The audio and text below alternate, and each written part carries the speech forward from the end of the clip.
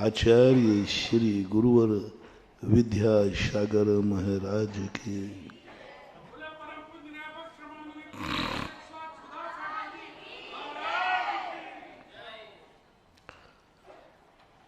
जो कुछ हो रहा है अच्छा हो रहा है। मनोज जी ने अपने मतलब की पंक्ति पकड़ी, हमने अपने मतलब की पकड़ ली। चतुर्मास स्थापना हो रही थी, अच्छा हो रहा है।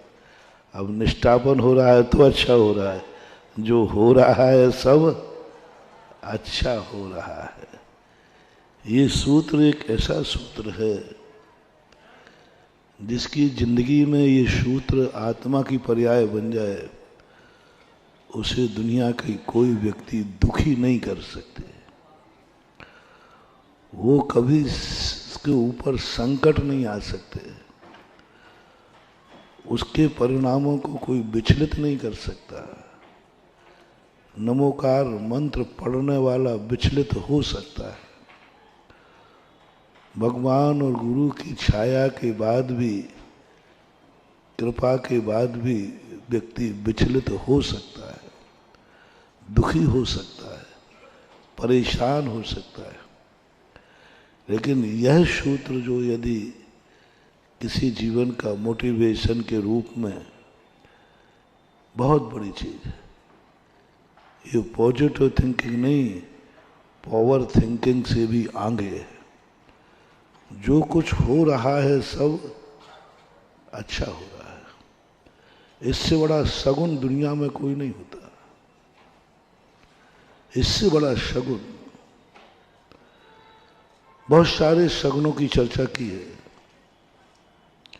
ये शुभ होता है, बड़ा कलश शुभ होता है, साधु मंगल है, अरहंत मंगल है, सिद्ध मंगल है। ये सब बहुत सारे सगुन, हजारों सगुन है। अलग अलग देश के सगुन हैं। देशी सगुन अलग होते हैं। यहाँ बिल्ली को अशुभ मानते हैं, जापान में बिल्ली को शुभ मानते हैं। तो ये सगुन होते हैं। लेकिन एक सर्वव्यापक सगुन, अकाट सगुन, जो हो रहा है सब अच्छा हो रहा है, ये ऐसा सगुन है जो पराधीन नहीं, आत्मा में से निकलता है। और मैं बहुत बार पहले कह चुका हूं, जिंदगी का सबसे बड़ा सगुन है हम स्वयं, और जिंदगी के सबसे बड़े अवसगुन है हम स्वयं। ये तो बाहर के निमित्त के, इनका इलाज है, इनका इलाज है। बिल्ली रास्ता काट गई, बोले 2 मिनट रुक जाओ, उसको निकल जाने दो जिसने बिल्ली को काटते हुए देखा नहीं। बिल्ली रास्ता काट जाए ना, थोड़ा रुक जाओ। अब वो व्यक्ति निकल जाए जिसने बिल्ली को देखा नहीं है, लो साहब उसका काट हो गया। छींक आ जाए, बोले 2 मिनट रुक जाओ। सबके लिए है। लेकिन ये जो मंगलाचरण होता है, अपने जो सगुन होता है, इसका कोई काट नहीं है और अपसगुन का कोई इलाज नहीं है। सगुन सबसे बड़ा है। मैं अपसगुन के संबंध में पहले ही बता चुका। कभी जब अपनी जिंदगी में ऐसा महसूस होता है, ये कोई जिंदगी है क्या? महानुभाव, सबसे बड़ा अपसगुन है। मैं इस पर 3-4 दिन प्रवचन दे चुका हूँ। ये कोई जिंदगी है क्या? ये कोई मकान है क्या? ये कोई परिवार है क्या? ये कोई व्यापार है क्या? ये कोई गाड़ी है क्या? ये कोई कपड़े हैं क्या? ये कोई समाज है क्या? ये कोई देश है क्या? किसी भी चीज। ये कोई मंदिर है क्या? ये कोई भगवान है क्या? ये कोई गुरु है क्या? कहीं भी चीज में जो स्वयं से रिलेटेड है, उसको यदि तुमने कोस दिया, इस अपसगुन का कोई काट नहीं है। कोई काट नहीं, तुम्हारा पतन निश्चित है। मैंने कहा ना, बिल्ली रास्ता काट जाए, सांप रास्ता काट जाए, तो चिंता मत करो, शगुन का काट है। लेकिन किसी भी कार्य में यदि तुम्हारे मन में ये भाव आ जाए, इसका कोई काट नहीं है, वो तो तुम्हारा डाउनफॉल शुरू तो शुरू हो गया। कब तक डाउन होता रहेगा? कब तक तुम्हारा पतन होता रहेगा? कब तक? जब तक तुम ये नहीं कहोगे ठीक है जो हुआ सो हुआ, अब आगे नहीं होना चाहिए। ये काट जितना हो गया बस भगवान, अब बहुत हो गया, इससे नीचे नहीं। मकान से झोपड़ी में आ गया, झोपड़ी में कम से कम हाईवे की पुलिया के नीचे तो स्थान मिल गया, पर भगवान इससे कम नहीं। जिस दिन आप ये नहीं कहोगे, जब तक आप ये कहते रहोगे ये कोई जिंदगी है क्या, ये कोई है क्या, ये उलाहना कहलाता है, ये शिकायत कहलाती है, ये स्वयं की बद्दुआ कहलाती है स्वयं के लिए। और मैंने बताया था स्वयं की बद्दुआ, स्वयं का नजर कभी अपनी जिंदगी में मत लगने देना। दूसरे की नजर तो उतार ही लेते हैं, उतर जाती है, दूसरे की बद्दुआ कट जाती है, लेकिन स्वयं की नजर का कोई उपाय नहीं। अपनी नजर, अपनी बद्दुआ स्वयं को कभी मत देना, भूल करके मत देना। किसी भी परिस्थिति में है, अपने आप को कोसना नहीं, अपनी जिंदगी को कोसना नहीं, अपनों को कोसना नहीं, अपनों को हीन भावना से देखना नहीं। ये जो सूत्र है और जो आज मैं कह रहा हूं, शगुन, तुम्हारे लिए कोई भी शगुन करना है, कैसी भी परिस्थिति में हो, तो मैं एक सूत्र को आज मैं नमोकार मंत्र नहीं दे रहा हूं, तुम्हारे मंगलाचरण की पंक्ति को मैं अपने मुख से मंत्र के रूप में दे रहा हूं। बस एक मन में धारणा बनाए रखना, जो हो रहा है अच्छा है। तुम मर रहे हो, यदि उस समय तुम्हें ये निकल आया मैं मर रहा हूं, जो हो रहा है अच्छा हो रहा है, नियम से तुम्हारा भविष्य उज्जवल है, तुम्हारी देवगति का रजिस्ट्रेशन हो गया, इतना कहते। मैं मर रहा हूं, मन में फील करना है अच्छा हो रहा है, बुरा कभी कुछ होता ही नहीं। नियम से देवगति में जाने वाले का ऐसा परिणाम आता है। वो कांटा लग गया चलते हुए, कोई ना कोई अच्छा ही हुआ है, बुरा होता ही नहीं। बादशाह की एक बार उंगली कट गई किसी कारण से, बीरबल को दिखाई। बीरबल ने कहता राजा साहब जो हुआ अच्छा हुआ। राजा कहता तू मेरा मंत्री होकर सारी दुनिया तो मुझे सहानुभूति दे रही, राजा साहब उंगली कट गई, बहुत अच्छा नहीं हुआ, बुरा हुआ, बुरा हुआ, सब कह रहे हो, तू मेरा मंत्री होकर मेरी उंगली कट गई, तू कह रहा अच्छा हुआ, कल के दिन मेरी गर्दन कट जाएगी, तू कहेगा अच्छा हुआ। इसका अर्थ है कि तू मेरा मंत्री नहीं, मेरा दुश्मन है। मेरे दुख पर कह रहा है तू अच्छा हुआ, दो शब्द तेरे पास सहानुभूति के नहीं है। अरे ऊपर से कहते राजा साहब अरे राम राम बुरा हुआ। बीरबल ने कहा साहब जो अंदर की बात थी मैंने कह दी, मेरे अंदर ने आप दबाव में कहरवाओ तो कुछ भी कहरवा दो, मेरे तो बाहर से जो अंदर से जो निकला अच्छा हुआ। राजा ने कुछ नहीं, तेरी अंदर और अंदर से निकला है। हाँ साहब मेरे अंदर से यही भाव निकला, मेरे अंदर से निकला ये भाव कि जो हुआ अच्छा हुआ।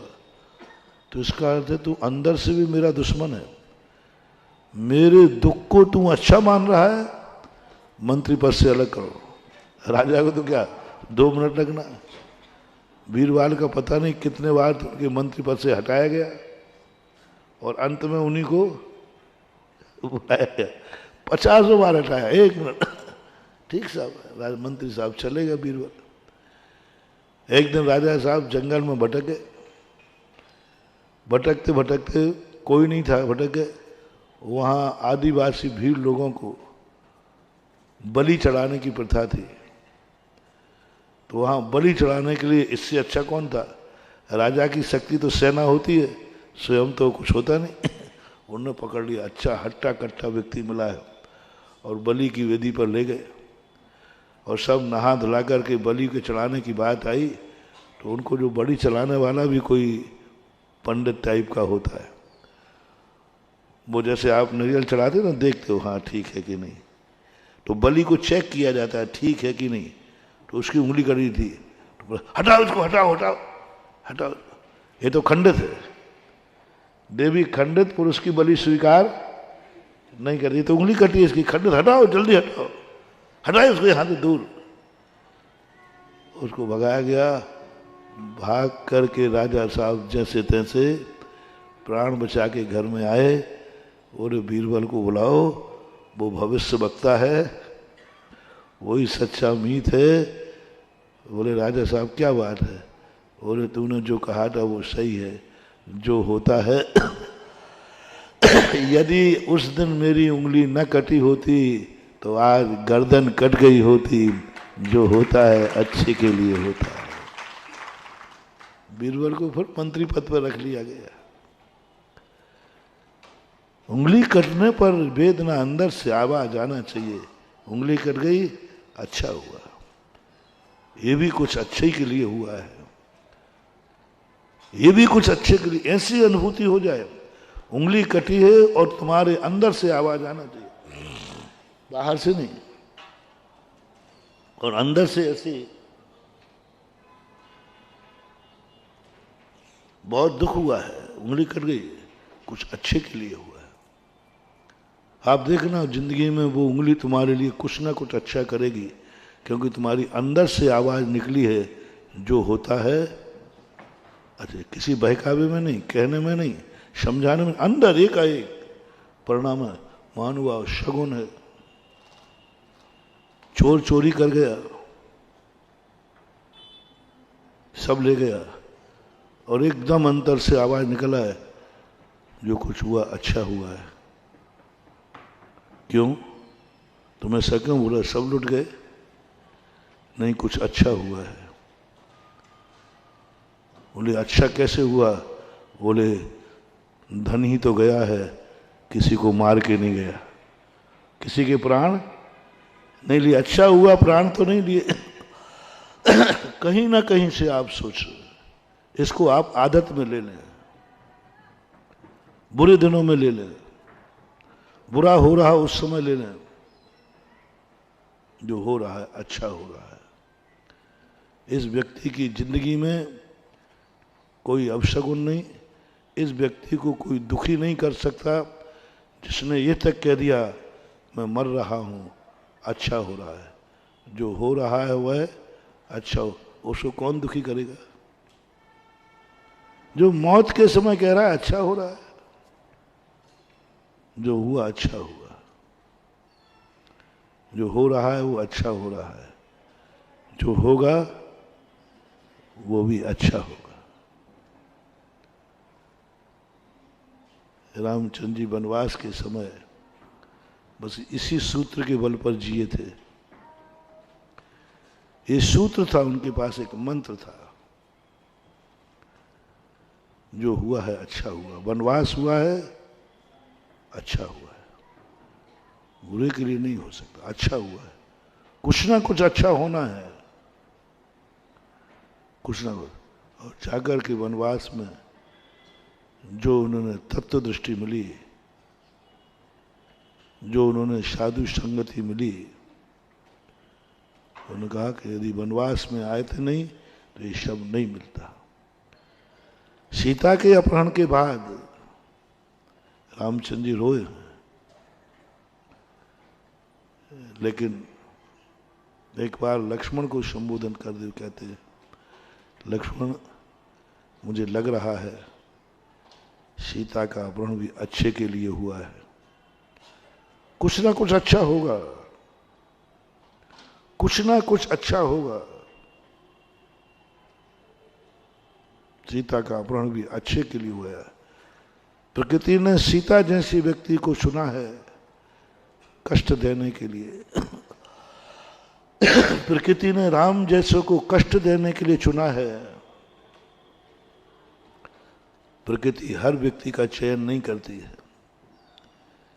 किसी पापी का चयन नहीं किया दुख देने के लिए। किसी पापी को निष्कासित नहीं किया गया। पापी को राजगद्दी नहीं छीनी गई। प्रकृति मां है, उसने किसको चुना? संसार के सबसे बड़े धर्मात्मा को, सबसे बड़े पवित्र आत्मा को, संसार के आदर्श को चुना। बोले इसको वनवास भेजो। पापी के वनवास भेजने से कोई लाभ नहीं है। पापी के वनवास भेजने से कोई लाभ नहीं। सब तरफ अहित ही अहित है। इसका भी अहित होगा और ये दूसरों का भी अहित करेगा। यही अहित कर देगा कि पिताजी का मर्डर कर दे। पापी को यदि पिताजी वनवास दे दें, जा तू देश से निकल जा, वो कहता मैं तुम्हारे प्राणी निकाले देता हूं, क्योंकि पापी है। पापी से अहित होगा, पिता की हत्या हो जाएगी, माँ की हत्या हो जाएगी और ये हत्यारा बन जाएगा। प्रकृति नहीं है। जो सबसे अच्छा आदमी है उसको चुनो। प्रकृति ने राम को चुना। अपहरण किसका कराया? रामचंद्र जी कहते इस प्रकृति ने, इस किस्मत ने पवित्र आत्मा को चुना। प्रकृति से कुछ अच्छा कराना है, कराया। यदि सीता का अपहरण नहीं होता तो पापी का संहार नहीं होता। यदि किसी पापन का अपहरण हो गया होता तो वो खुद पापन बन जाती, तो रावण की जिंदगी में ढल जाती। बोलो, किसी पापिन का अपहरण होता तो रावण का पाप बढ़ता या घटता? यदि किसी गलत का अपहरण कर लेता तो पाप और बढ़ता, वो और पापी हो जाएगा। मैंने कहा नहीं, ऐसे धर्मात्मा को सुनो जो पापियों के बीच में भी अपनी पवित्रता को बना रखे। रावण का संहार हो गया। सारे जगत ने, सारा जगत कह रहा है, देवताओं ने कहा राम का वनवास हुआ, अच्छा हुआ। आज हम सारी दुनिया रामायण भरी पड़ी है। देवता ब्रह्मा विष्णु कहते हैं अच्छा हुआ राम को वनवास हुआ, अच्छा हुआ विदेही का अपहरण हुआ, अच्छा हुआ लक्ष्मण को शक्ति लगी। सब अच्छा अच्छा हुआ क्योंकि उसका फल सबको अच्छा मिला। पृथ्वी पापियों से रहित हो गई। ये सोच हमारे लिए लाना है। चतुर्मास के उपसंहार पर, धनतेरस आज नहीं है, चतुर्मास के उपसंहार पर एक मतलब कहना चाहिए गिफ्ट ले लो। चलो अध्यक्ष भी आ गए, उन्हें नहीं तो फिर बाद में गिफ्ट देना पड़ती, अभी एक साथ मार देंगे।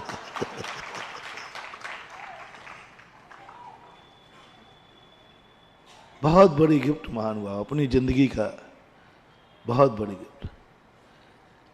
कभी भी किसी भी दुर्घटना आकस्मिक सम्यक दृष्टि को अभी समय सार में आया, 7 भयों से मुक्त होता है। उसको भय लगते ही नहीं, उसको लगते ही नहीं कि मेरे साथ बुरा हो रहा है। उसके मन में भी भाव नहीं आता कि ऐसा क्यों हो रहा है। उसको ऐसा भाव नहीं आता कि मेरे साथ कोई गलत कर रहा है, आता ही नहीं, भय नहीं लगता उसको। उसको ये नहीं लगता कि मुझे कोई लूट लेगा रास्ते में, मेरे पास धन है, उसको डर नहीं लगता। धन है, लुटेरा लूट सकता है कि नहीं, पर डर क्यों नहीं लग रहा है? डर क्यों नहीं लग रहा है? लूट तो सकता है, पैसा है, सामने वाले को मालूम चल गया इसकी अटैची में सोना है, लेकिन सम्यक दृष्टि डरता नहीं। वो कहता है, किस कारण नहीं डरता? मैंने जो खोजा। वो कहता है, लूटूंगा तो भी कुछ ना कुछ अच्छे ही के लिए लूटूंगा, कुछ अच्छे ही होगा, मतलब लूटना होगा तो कुछ अच्छे ही होगा, इसलिए लूट गया। बिना अच्छे के लिए कभी कुछ हो ही नहीं सकता। दुश्मन आ जाए मारने के लिए, बोले देख तेरे लिए मारना है, बोले कोई फर्क, कुछ अच्छा होने वाला है। अरे भाई मर रहा है, क्या अच्छा होने वाला है? मर रहा है, क्या अच्छा होने वाला? नहीं, कुछ अच्छा होने वाला है, कुछ अच्छा होने वाला है। जो मैंने प्रवचन के प्रारंभ में कही, नियम से मनुष्य देवगति मिलने वाली है, कुछ अच्छा होने वाला है। किसी ने अपने ऊपर विश्वास नहीं किया, कोई मेरे ऊपर विश्वास ही नहीं, सम्यक दृष्टि के तक कुछ अच्छा होने वाला है। अरे भाई सामने वाला तुम्हारे साथ विश्वासघात कर रहा है, सम्यक दृष्टि नहीं, कुछ अच्छा होने वाला है, कुछ अच्छा होने वाला है, तभी इसने विश्वासघात किया है। विदेही जब दोबारा राज्य को छोड़कर वनवास भेजा जाता है, तब गजब का सोच। लक्ष्मण कृतांत वक्र ने जब कहा कि आपको धोखे से वनवास दिया गया है, सीता को कोई घबराहट नहीं हुई। उसके मन में एक सूत्र था, कुछ अच्छा होने वाला है, कुछ अच्छा होने वाला है।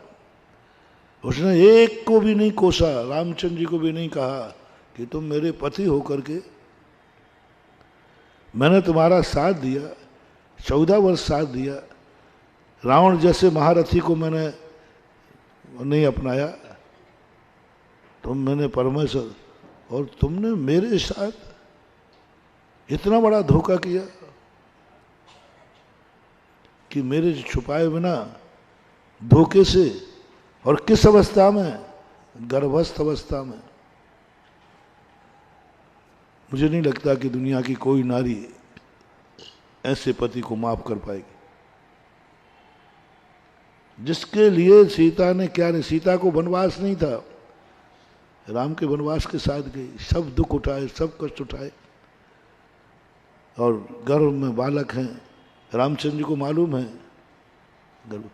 उस समय वो भी धोखे से सलाह परामर्श करके करें, अपनी बात बता दें कि देखो ये मजबूरी है, ये समस्या है, तुम्हें हमें वनवास भेजना पड़ेगा, चिंता मत करना, हम तुम्हारी रक्षा करेंगे, कुछ नहीं कहा। हालांकि बताते हैं कि रामानंद सागर ने इसको बहुत सफाई का प्रयास किया है। रामचंद्र जी को न वनवास भेजा नहीं है, सीता स्वयं राजा की रक्षा करने के लिए वनवास गई है। ये इनकी कुशलता थी, इन्होंने ढाला। क्योंकि रामायण के नायक कौन है? रामचंद्र जी। नायक को नीचे नहीं गिराया जाता, नायक को। तो उन्होंने कुशलता से कहा, नहीं, विदेही ने कहा कि तुम क्या एक स्त्री के कारण से अपने मर्यादा पुरुषोत्तमपन को नाश करते हो, मैं जाऊंगी। लेकिन सत्य यह नहीं है, सत्य यह है कि धोखे से, एक शब्द भी उलाहने के रूप में नहीं। मुझे नहीं लगता संसार की कोई नारी ऐसे पति को माफ कर पाएगी, और मेरे से भी पूछो तो मैं भी कहूंगा ऐसा पति माफ करने लायक नहीं है। आपकी भी सहमति? जो गर्भवती अवस्था में धोखे से वनवास में छोड़ दे, मानवाधिकार का कोट लगा दो। हाँ, मात विदेही के कोर्ट ने एक उलाहना नहीं दिया, लक्ष्मण से कुछ नहीं कहा, लक्ष्मण को नहीं दिया। तुम मुझे मां के समान मानते हो, तुमने भी नहीं बताया, कुछ नहीं कहा। क्या ताकत थी सीता के पास? जो हुआ है अच्छे के लिए हुआ है, रामचंद्र जी ने जो किया है अच्छे के लिए किया, देवर ने जो किया है भेजा है अच्छे के लिए किया। मुझे ऐसी दशा में वनवास मिला है अच्छे के लिए मिला, कुछ अच्छा होने वाला है। बस इसी सूत्र के माध्यम से कोई उलायना नहीं, कोई गिले शिकवा नहीं। बहुत अच्छा है, बहुत बढ़िया। लक्ष्मण जाओ, चिंता मत करना, जो हुआ अच्छे के लिए हुआ। अग्नि परीक्षा में जब हुई तब सीता के पास उसने नमोकार मंत्र नहीं पढ़ा। नमोकार मंत्र इसलिए पढ़ा कि अब अंत समय है तो मंत्र पढ़ के जाऊं। अंदर का शगुन क्या था, जो हो रहा है अच्छे के लिए हो रहा है। अग्नि में कूदना है अच्छा क्या, जल के मरना है अच्छा क्या, बोले ये भी अच्छे के लिए होगा। और इस सूत्र को लेकर के वो अपनी जिंदगी में हर संकट का सामना करती रही, हर कांटे फूल बनते रहे, हर अग्नि पानी बनती रही। जो हो रहा है अच्छे के लिए। धनतेरस का, वैसे आज धनतेरस है नहीं, धनतेरस वस्तुतः कल है। उदया तिथि मानी जाती है, सभी ब्राह्मण लोग भी मानते हैं उदया तिथि। उदया तिथि यानी सूर्य उदय के समय जो तिथि पड़ती है वही तिथि सही तिथि कहलाती है। आज उदया तिथि नहीं, अभी तो 12 से 11:30 बजे के बाद तेरस लगेगी, तो उदया तिथि कहाँ रही। उदय तिथि का अर्थ है सूर्य उदय के समय जो तिथि पड़ती है। कल सुबह है तेरस वस्तुतः मांगलिक और सगुन के रूप में आएगी, क्योंकि वो उदया तिथि कहलाएगी।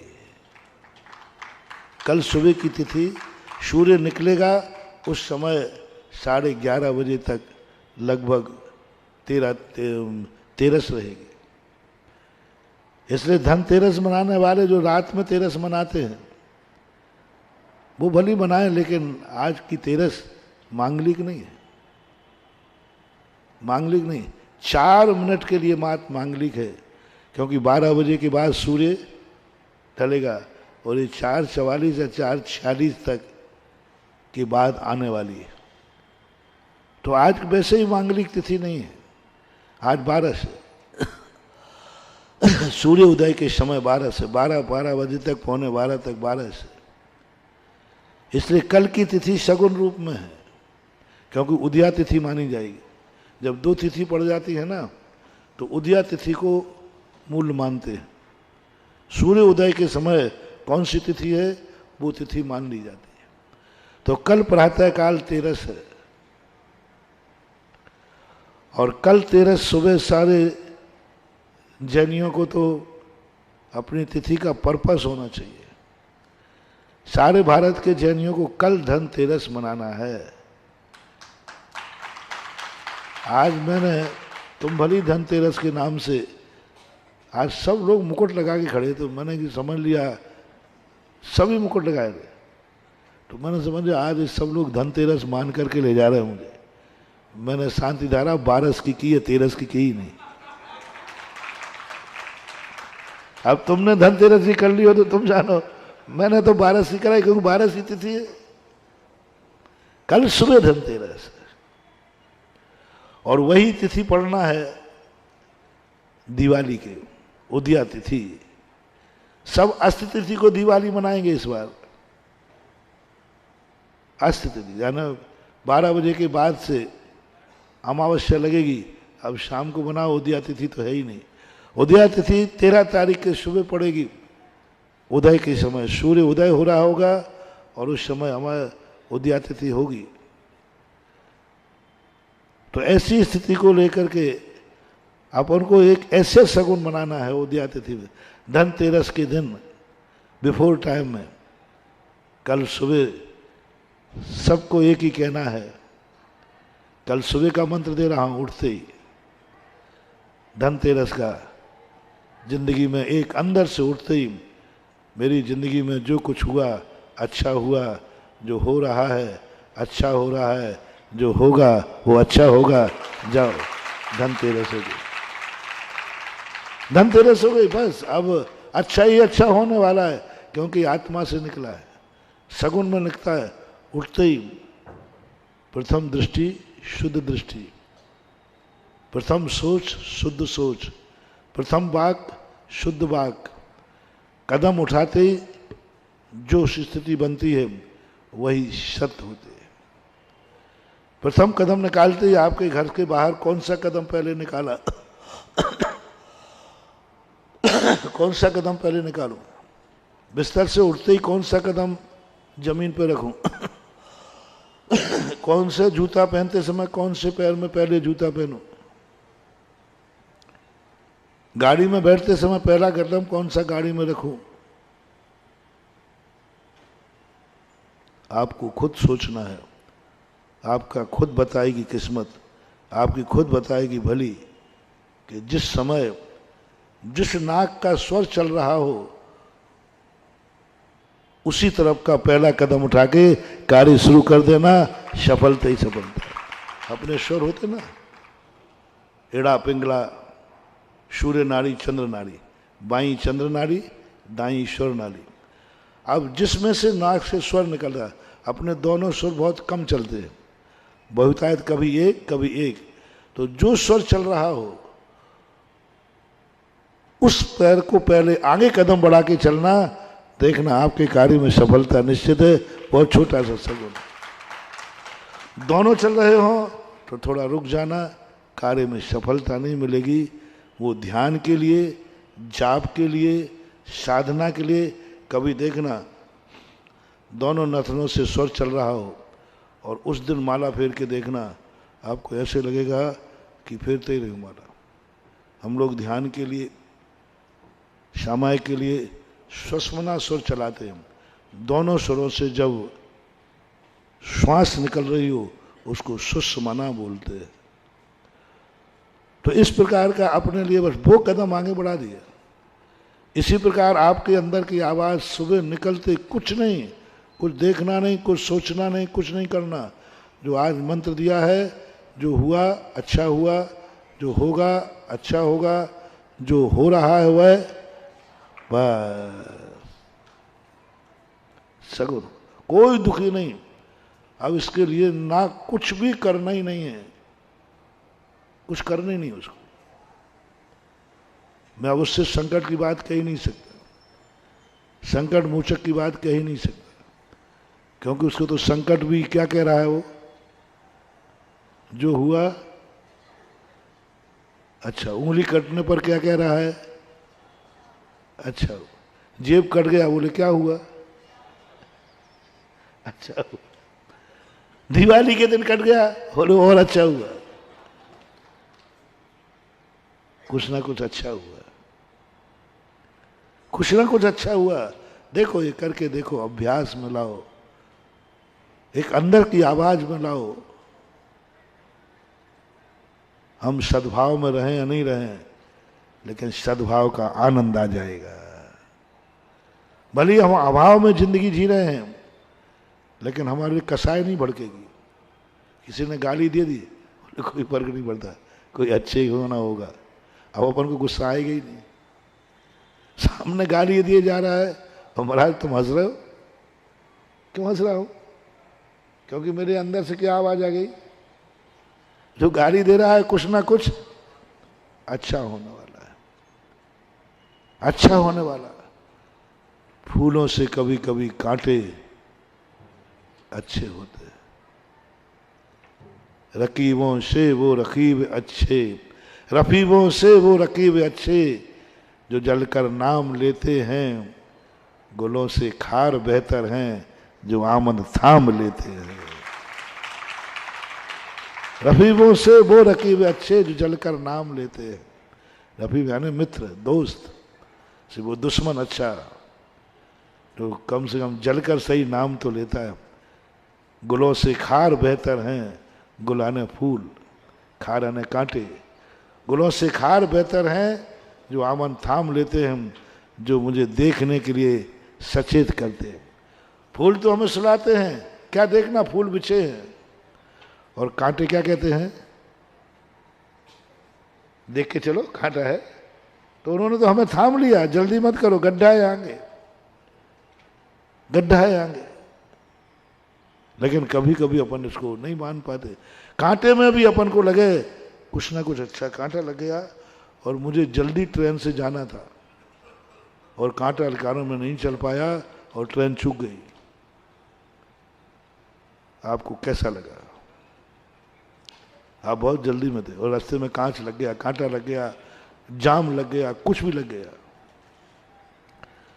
आपको कैसा लगा? यदि आपको लगा गाड़ी छूट गई, सब हमारा मन में आ गया, खैर कोई बात नहीं, कुछ ना कुछ अच्छे के लिए हुआ है। आप देखना थोड़ी देर बाद आपको पता चला कि ट्रेन का गाड़ी का एक्सीडेंट हो गया, उसमें आग लगी, क्योंकि आपको कांटा लगते ही आपकी गाड़ी चूक रही है, जाम रोक रहा है, और आपके मन में क्या भाव आ रहा है कि जो जाम हो रहा है ये कुछ अच्छे के लिए हो रहा है, अब आपका अच्छा ही होगा। आप शाम तक पता करेंगे, ओह अच्छा रहा कि गाड़ी में नहीं गया, हमारा ये काम गड़बड़ हो जाता है। तो ये कुछ सूत्र ऐसे बनाए गए हैं जिन सूत्रों के लिए लेकिन ये करना बहुत कठिन है। ऐसे व्यक्ति को जो अपने इस कार्यक्रम के पहले जो प्रवचनों की श्रृंखला चल रही थी, 6 तरफ से संकट किए। संकट किसने तरफ से? चारों दिशाएं थी, एक नीचे से और एक, ये 6 संकट अपनी जिंदगी में चल रहे थे और मैं उस संकटों से बचने का उपाय बताने वाला था। मैंने कहा चलो अब दिवाली आ रही है, कम से उनको और कुछ दे पाए या नहीं दे पाए, कम से कम संकटों से बचने का उपाय दे दो। ये मैं सोच के आया था, सोच रहा था, क्योंकि आज स्टेज बदल गई ना, नाटक बदल गया, नाटक सब कुछ बदल गया। अब तो हमारा प्रवचन भी बदल जाएगा। अब तुम लाख उपाय करना, वो प्रवचन नहीं निकलवा सकते जो बच्चों के निमित्त से निकले हैं। मैं भी कहूं तो नहीं निकलेगा, कितने प्रयास करो, वो प्रवचन निकल ही नहीं सकता जो 10 दिन समय सार की उन गहराइयों पर मैं पहुंचा जिन गहराइयों तक सोचना भी मुश्किल होता है, बहुत कठिन होता है।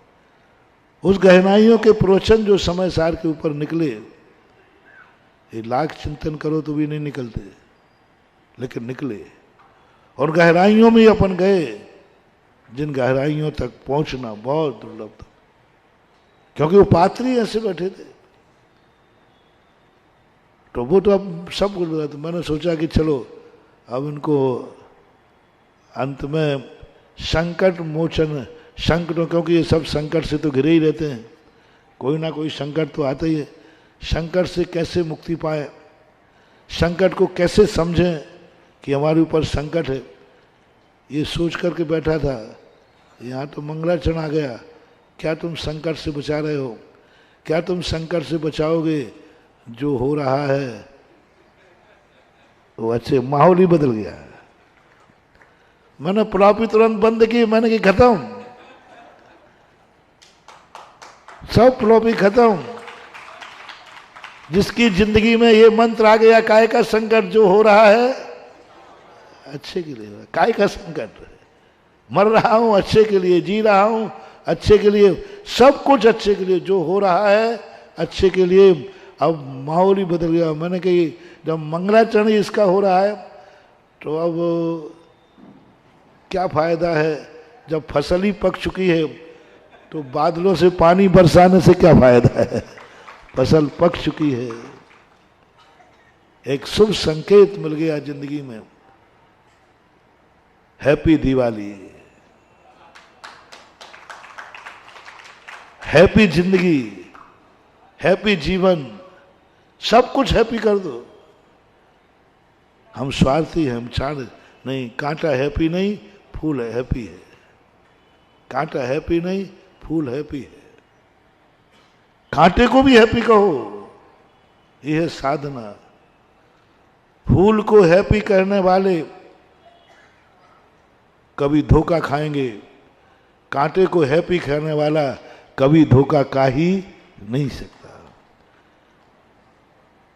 अपनों को हैप्पी कहने वाला व्यक्ति धोखा खा सकता है, दुश्मन को हैप्पी कहने वाला व्यक्ति धोखा नहीं खाएगा, क्योंकि वो दुश्मन के तरीके से उसको देखेगा और वही अपनी जिंदगी में आएगा।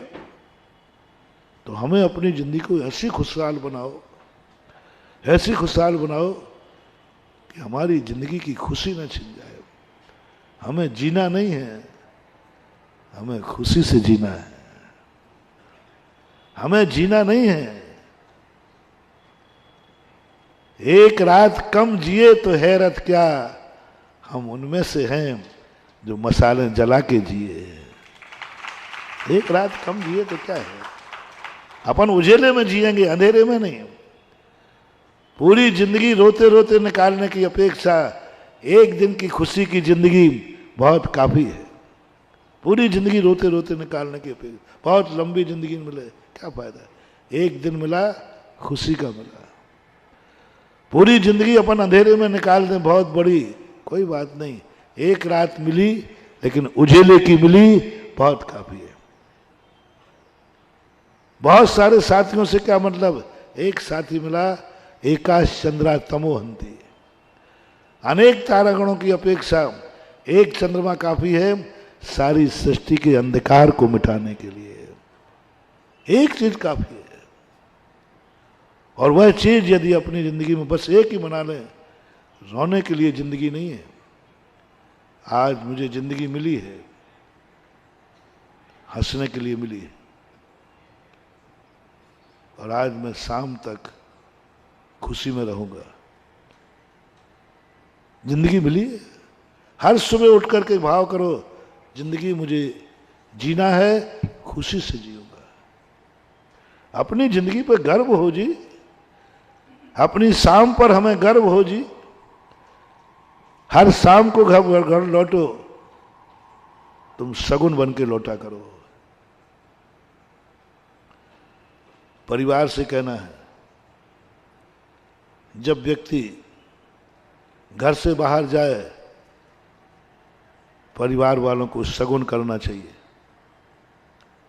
शगुन परिवार वालों को, जो शगुन कर सको करो। जाओ, अच्छे के लिए जाओ, सब अच्छा होगा। मन में भाव मत लाना कुछ गड़बड़ नहीं हो रहा है, नहीं सब अच्छा होगा। खुशी खुशी घर से भेजो। चाहे भली मौत हो रही हो तो उसको अच्छे से भेजो, रो मत। हमारे समाधि पाठ में कहा है कि तुम लोग कितने दुश्मन हो, जिंदगी भर उसने तुम्हारे साथ दिया, जिंदगी भर तुम्हारे साथ रहा, और आज उसको जाना है, विदाई लेना है, इतनी लंबी यात्रा करना है, और तुम रोकर अपशगुन करते हो। जैसे मरने की बात सुनते ही मान लो कोई, तो तुम लोग अपन लोग सब क्या करते हैं, रोने बैठ जाए। समाधि पाठ में कितनी बड़ी बात लिख रही।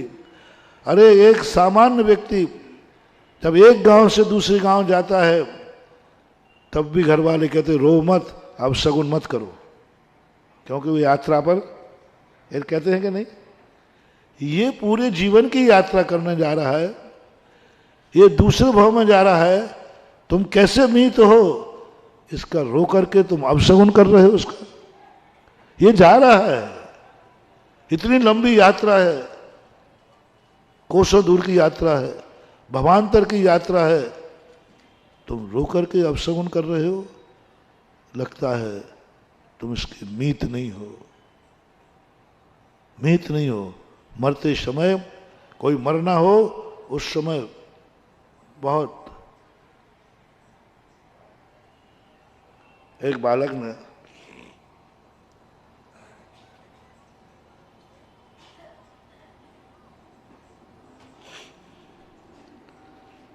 और एक पति था, माँ, एक स्त्री मरने लगी, बोले महाराज जी मैं क्या करूं, मैं क्या करूं, मैं क्या कहूं। मैंने कहा बस एक ही बात कहना, माँ को और पत्नी को खुशी खुशी विदा करो, जितनी खुशी के साथ कर सको। वो तुम्हारी, वो बहुत रो रही है, मेरे मरने के बाद बेटा क्या होगा तेरा। पति को भी तुम्हारा, मेरा मरना तो निश्चित हो चुका है, 1-2 दिन की है, अब मेरा तो मरूंगा मैं। तो वो मैंने क्या, उसको विकल्प क्या है? बोले उसको एक ही विकल्प है कि मेरे बेटे का क्या होगा, तेरी अभी शादी नहीं हुई है, तू कैसे रहेगा, कैसा घर होगा, बिटिया अभी नहीं है। बस उसको एक ही विकल्प है, उसको मरने का दुख नहीं है, उसको मरने का दुख नहीं है, उसको दुख है जो हम लोग रह रहे हैं। मैंने कि बस बेटा तुम उसको इतने खुश हो जाओ और जाओ माँ तुम्हारे बाद भी मैं बहुत खुश रहूंगा, तुम्हारे मरने का मुझे कोई गम नहीं है। आप मेरा ऐसा संबोधन दिया जैसे महाराज संबोधन कर रहे हो, आप मेरी चिंता मत करना, मैं आपको नियम दिलाता हूँ, आपको वायदा करता हूँ। पति ने नियम ले लिया, मैं वायदा करता हूँ कोई गलत कार्य नहीं करूँगा, कुछ नहीं, मैं संयम धारण करता हूँ। सब खुशी खुशी जाओ, तुमने मेरी जिंदगी साथ दी है, तुमने मुझे जन्म दिया है, तुम मेरी माँ हो, मैं इतना स्वार्थी नहीं हूं कि तुम्हारी यात्रा में अपशगुन बनूं। मैं खुशी खुशी आपको विदा करता हूं, आप शांति से जाइए, संबोधन करके जाइए, हमारी कोई चिंता नहीं करना, मैं अपने जीवन को ओह बेटा बस मुझे एक ही बात आ रही थी कि मेरे मरने के बाद तू मेरे बिना कैसे रहेगा, कैसे जिएगा तू, मेरे बिना तो तू एक दिन नहीं रहता। आप सब, अब मुझे कोई गम नहीं है, मेरा परिवार मेरे बिना भी जिंदा रहेगा। ऐसी समाधि करके मरण हुआ शांति के साथ। ये ध्यान रखो आप लोग, कोई मर रहा है तो उसके निश्चित मरेगा, रो करके उसके सामने उसको मोह जगाते हो, राग जगाते हो, राग जगाने का प्रयास करते हो, नहीं, उसको वीतरागी बनाओ।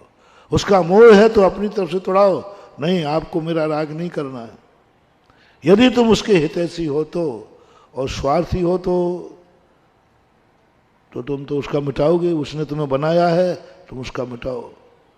समाधि मरण के समय एक ही बात कहा, कोई रोता हुआ चेहरा सामने नहीं होना चाहिए, कोई रागी चेहरा सामने नहीं होना चाहिए, कोई दुश्मनी चेहरा सामने नहीं होना चाहिए। तीन बातें कही, रोता हुआ चेहरा नहीं होना चाहिए सामने, रागी चेहरा सामने नहीं होना चाहिए।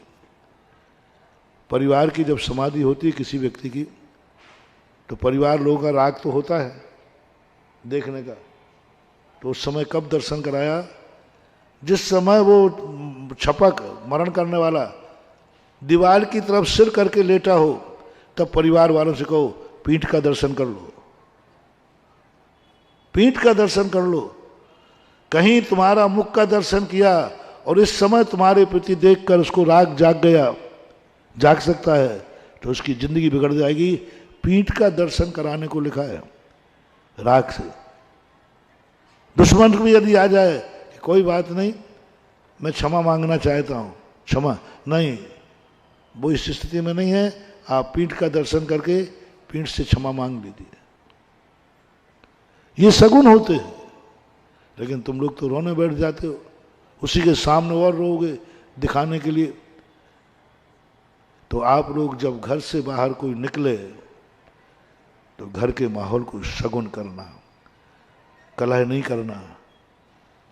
अब सगुन में एक कलह आती है, घर से बाहर निकलते किसी ने राग द्वेष हो गया, कलह हो गई, कुछ कहा सुनी हो गई, अब सगुन हो गया। सब खुश नजर आओ, लड़ना है उसके बाद नहीं लड़ना, निकल जाने के बाद, ये आप लोगों को है। अब जो व्यक्ति बाहर गया है उसको आज के मंत्र की तैयारी बता रहा हूं। हर पुरुष को एक नियम लेना है, हम घर जब लौटेंगे तो मुस्कुराते हुए लौटेंगे, पूरे घर का सगुन करेंगे। जब यात्रा से, बाजार से, बाहर से जब व्यक्ति आता है, तुम्हारा हर व्यक्ति तुम्हारा चेहरा देखता है, आप देखना, गौर करना। माँ, पत्नी, बेटा, परिवार, जब भी तुम कहीं से आओगे शाम को चेहरा देखता है कि आज इनका दिन कैसा निकला,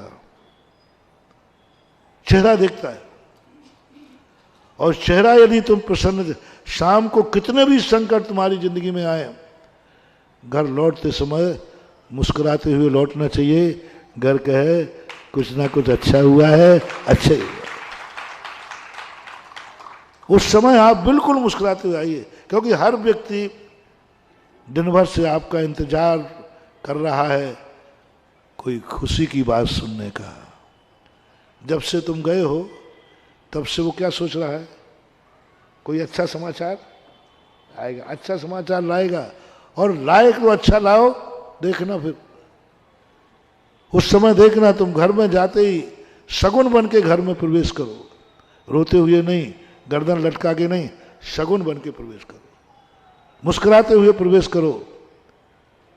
तुम्हारी दिन भर में जो अपशगुन हुआ है वो रात भर में शगुन में बदल जाएगा, और सुबह तुम देखकर आश्चर्य करोगे ये परिवर्तन कैसे हो गया, क्योंकि तुमने लौटते समय शगुन किया। तो ये कुछ चीजें ऐसी हैं जो हमारे हाथ में है, हमारे अंदर है, और उनको हम अपने अंदर जो शक्तियां हैं उनको प्रकट करें, और प्रकट करके फिर जागरूक रहे। महाराज जी आपने कह तो दिया, लेकिन बहुत कठिन है, कठिन है।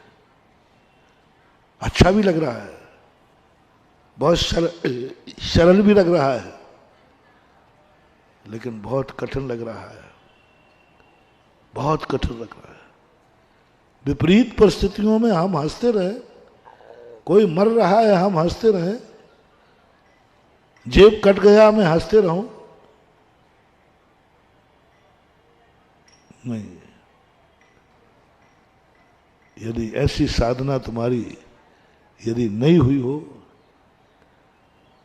तो अब आपको कुछ उपाय करना पड़ेंगे। यदि इतनी मुस्कुराहट, इतनी तपस्या, इतना सोच आपका नहीं बन पाया हो तो फिर आपको अब थोड़ी साधना करना पड़ेगी। लाना तो है तुम्हें वहां, खुशी पे तो लाना है। अब तुम कहते हो कि नहीं, संकटों में, विपरीत परिस्थितियों में कोई मेरे प्रति बुरा करे फिर भी मैं शांत भाव से बैठा रहूं, इतनी साधना हमारे में नहीं है महाराज, इतनी नहीं है मेरे में। हाँ, अनुकूलता रहे, अनुकूल व्यक्ति रहें, हमारे व्यक्ति रहें, हमारी खूब माने, हमारे अनुसार चलें, हमारा सब कुछ हो, तब तो महाराज हम खुश रहेंगे। व्यापार में गए तो बढ़िया माल मिले तो खुश लौटेंगे, हमारे सब मित्र लोग हमारी खूब प्रशंसा करें तो हम लौटेंगे। निंदा करने पे तो हम खुश नहीं हो पाएंगे। मेरे ऊपर कोई उंगली उठाएगा तो हम तो उंगली तोड़ेंगे। तो फिर तुम्हें एक साधना करना पड़ेगी। फिर अपन वही जो प्रवचनों की श्रृंखला चल रही थी ना, वो ठीक चल रहा, हाँ वो ठीक है, ये तो कठिन है। जो प्रश्नों की श्रृंखला चल रही थी, अब अपन कुछ ऐसा करें कि कहीं से जिंदगी में संकट आवे ही नहीं। अब दो सूत्रों पर विचार करें। एक क्या तुम्हारी ये साधना है कि हर परिस्थिति को तुम सगुन मान सकते हो, हर परिस्थिति में तुम मुस्कुरा सकते हो। ये सोच पूज्यवर उमा स्वामी महाराज का था तत्वार सूत्र में। उन्होंने कहा कि मुझे असाता से कैसे बचूं, मेरी जिंदगी में कभी असाता उदय में नहीं आए। उनका दुख शोक तापा क्रंदन परिवेदना न्यान्य सदवेद्य से, दुख में दुखी मत होना। इष्ट का वियोग हो जाए शोक मत मनाना। कोई तुम्हें दुखी कर धोखा दे दे, दुख मत मनाना। शोक तापा, कितना भी अनिष्ट आ जाए अंदर अंदर घबराना नहीं। क्रंदन, रोना नहीं, चिल्लाना नहीं, बचाओ बचाओ बचाओ करना नहीं, तो तुम्हें असाता वेदनी कर्म का बंध नहीं होगा। असाता वेदनी कर्म का बंध होता है दुख में दुखी होना, इष्ट के वियोग में शोक मनाना, अनिष्ट के संयोग में ताप मनाना, और अपनी पीड़ा को जोर से चिल्ला करके सहायता की याचना करना। कोई मुझे ये असाता वेदनी के बंध के कारण है। अब बोलो कितना कठिन है, क्या कह रहे हैं, समझ में नहीं आ रहा मुझे। शुरुआत में मुझे तत्वार्थ समझ में नहीं आया, मैंने की आफत कर रहे। बोले दुख में खुशी मनाओ, वही वाली बात, दुख आया है कहो अच्छे के लिए आया है। अब कैसे कहे, यहाँ तो प्राण निकल रहे, करे बोलो अच्छे कहो। तो उन्होंने कहा ठीक है मत कहो, रोने बैठ जाओ, असाता का बंद होगा। अभी जो 6 महीने असाता चलना थी वो साल भर चलेगी। एक दिन चलना थी और आप रो पड़े, सिर दर्द हो रहा है, बहुत हो रहा है, बहुत क्लेश मना लिया तो अब कल और नहीं सो पाओगे। और खुशी मनाओ, अच्छा रहा, आज रात में नींद नहीं आई। एक नीति है कि घर में एक बुढ़ा जरूर रहना चाहिए, घर में एक व्यक्ति को जरूर तकलीफ होना चाहिए, रात्रि में जरूर तकलीफ रहना चाहिए, और रात्रि में एक व्यक्ति का जरूर सिर दर्द करना चाहिए, और या घर में एक बुढ़ा रहना चाहिए जिसको खांसी हो,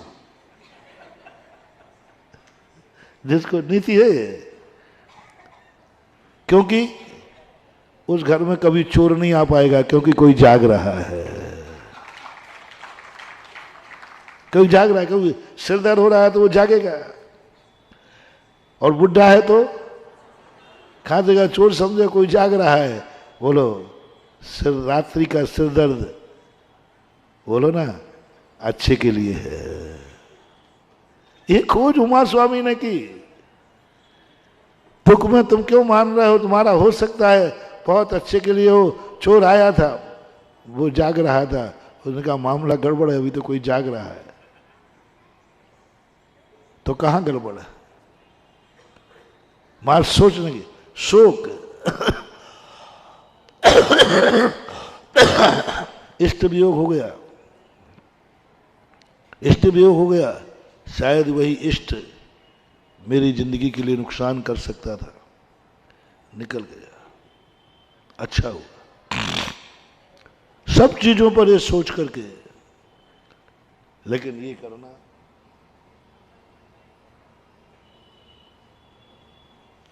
ये साधना बहुत कठिन है। हम लोग भी कई बार इसमें दहल जाते हैं। रामचंद्र जी भी इस साधना में पूर्ण नहीं हो पाए, आखिर कर्म ने आंसू निकाल दिया। रामचंद्र जी का संकल्प था, मेरी जिंदगी में कितनी संकट आ जाए मैं रोने वाला नहीं हूं। छीन लो राज, ये पड़ा। कर्म को चुनौती थी रामचंद्र जी की, सम्यक दृष्टि चुनौती देता है, तुम मेरे मुस्कान को नहीं छीन सकते क्योंकि मुझे मुस्कान अनमोल है, एक चुनौती दो। मेरी शांति भंग नहीं कर सकते, सारी दुनिया को चुनौती दे दो क्योंकि मेरी शांति अनमोल है। बोलो है कि नहीं, शांति अनमोल है, खुशी अनमोल है, मुस्कान अनमोल है, कोई नहीं छीन सकता, कोई नहीं छीन सकता। रामचंद्र जी की चुनौती थी। रामचंद्र जी मुस्कुरा रहे हैं, अयोध्या से जाते समय वनवास में मुस्कुराते रहे, अंत में आखिर रो पड़े, अंत में रो पड़े और कहना पड़ा मैं हार गया, कर्म जीत गया। कहा उन्होंने, लक्ष्मण मेरी प्रतिज्ञा थी, मेरी मुस्कान कोई नहीं छीन पाएगा, मेरी मुस्कान ही ऐसी है, मैं इसीलिए राम हूं कि कोई मुस्कान नहीं छीन सकता हूं, इसलिए मैं महान हूं, इसलिए मैं बड़ा हूं। सबसे बड़ा आदमी कौन है, सबसे बड़ा आदमी कौन है, जिसकी कोई दुनिया की ताकत उसके चेहरे की मुस्कान न छीन सके, वह सबसे बड़ा आदमी, कोई नहीं छीन सकता। मेरे सुकून, मेरी शांति को कोई भंग नहीं कर सकता। आ जाओ सारी दुनिया के लोग, मेरी शांति, संसार का सबसे बड़ा आदमी वह है। और ये साधना अपन सबको करना है। अपन जिस चीजों के माध्यम से बड़े बन रहे हैं उनसे छोटे होते जा रहे हैं। हम बहुत छोटे होते जा रहे हैं, क्योंकि हमारे अंदर जितना जितना हम बड़े बनते हैं, हमारे पास 1000 विकल्प आते हैं। मैं बड़ा हूं, उसने मेरा सम्मान नहीं किया। मैं महाराज हूं, तुम लोग खड़े नहीं हुए, लो साहब आफत बन गई। मैं बड़ा आदमी हूं, अब 1000 इतने विकल्प आ गए, मेरी कोई इज्जत ही नहीं। मैं घर का मुखिया होकर आजकल कोई मुझे पूछते ही नहीं है। घर वाले तो ये समझे कुत्ता भौंक रहा है। ये बड़े लोग बोलते हैं ऐसा। अपने घरों में जब उनकी कोई सुनता नहीं है ना, तो वही मुझे तो लोगों ने, मैं कुछ भी कहूं लोग समझते कुत्ता भौंक रहा है। अभी आफत हो गई, बड़ा बनने से आफत हो गई।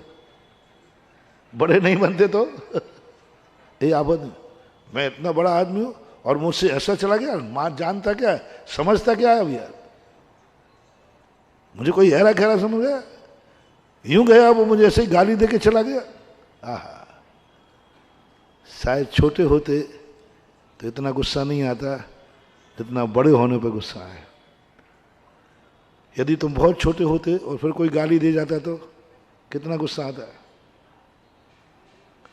बोलो ना। बहुत छोटे होते और कोई गाली दे के निकल जाता तो कितना गुस्सा आता है? अब अपन बड़े हैं ना, अब कोई गाली दे, अरे वो उसकी औकात। अब गाली का दुख नहीं हो रहा महानुभाव, किसका दुख हो रहा है?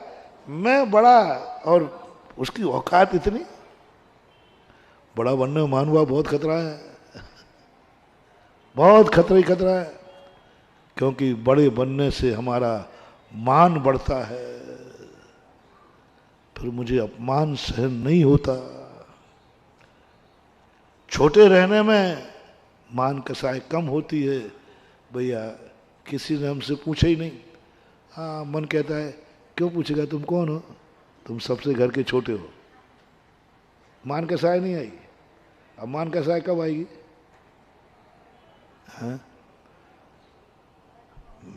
मैं अध्यक्ष हूं, मैं अध्यक्ष हूं।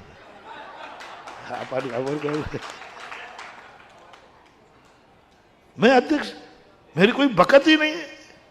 मुझसे आज होता है कि नहीं? ऐसा बोला ना, होता है। मुझसे कोई पूछ ही नहीं रहा। अध्यक्ष नहीं होना और होने का कोई मतलब नहीं है। आजकल सब हमारे बिना भी काम करने लगे। होता है, मैं कह रहा हूं ना, मुझे होता है। महाराज तुम लोग मेरे बिना पूछे बोले तुमने घोषणा की क्यों? तुमने बिना पूछे की क्यों तुमने? ले साहब बाबू, पूरी सभा में किसी को विकल्प नहीं आया, क्योंकि वे सब छोटे बैठे थे। छुल्लक जी को विकल्प नहीं आया। विकल्प आया, मुझे विकल्प आएगा। मैं बड़ा होकर मेरे से बिना पूछे और तुमने, बहुत बहुत मुश्किल है। यही स्थिति बन जाती है। बड़ा बनना है तो ये भी सीखो, छोटे ने जो कर लिया क्या सोचना है। कोई कह दे कि वो छोटा होकर तुम्हारे बिना कर रहा है, तुम्हारे मुख से एक ही निकले, कोई बात नहीं, जो किया है अच्छे किया होगा। हाँ, जो किया है अच्छे किया होगा। बाप बनकर बेटे ने, बेटा शीशी गिरा दी। कहा मजेदार चीजें हैं मानूंगा। बेटा तेल की शीशी ला रहा था, किसी ने कहा कि तुम्हारा बेटा तेल की शीशी ला रहा था, बिल्कुल चौराहे पे गिरा, शीशी भी फूट गई, कपड़े भी गंदे हो गए, चोट लगी हो तो मुझे पता नहीं। अच्छा, उसने तेल गिरा दिया। छोकरा कहेगा, उद्यमी कहेगा, वो दंड कहेगा आने दो मैं देखता हूं। और आते ही तुम लोग क्या करोगे, अंधा कहीं का, बुद्धू कहीं का, तेल गिरा दिया, तेल गिरना ये ठीक नहीं किया तूने, काहे के लिए। अब तुम बड़बड़ाना चालू, क्योंकि तुम बड़े हो ना, अब बड़े हो ना, तो एक आध झापड़ और मार दो, मार सकते हो, क्योंकि तुम बड़े। नीति क्या कहती है, सुना, देखो तुम्हारा बच्चा, देखो वो गिर तो नहीं सकता, नहीं साहब गिरा है, मैंने देखा है, कुछ अच्छे के लिए गिरा होगा, वो अच्छे के लिए गिरा होगा, कुछ ना कुछ अच्छा ही होगा। बोले साहब क्या अच्छा होगा, मैंने खुद देखा तेल की शीशी फूटते हुए, वो भी अच्छे के लिए होगा। तेल भगड़ना वैसे ही शुभ होता है। वो सामने आ रहा है, कपड़े गंदे हैं, नहीं मेरा बेटा अच्छे के लिए गिरा होगा, कुछ ना कुछ अच्छे ही समाचार मिलेगा। पूछा क्यों भाई, देख लो साहब, उसी से पूछ लो साहब, क्यों बेटा गिर गए थे। पापा इनको बाहर करो ना थोड़ा सा, इनके सामने नहीं बताऊंगा। बोले क्या बात, बोले पिताजी वहां सोने का बिस्किट पड़ा था।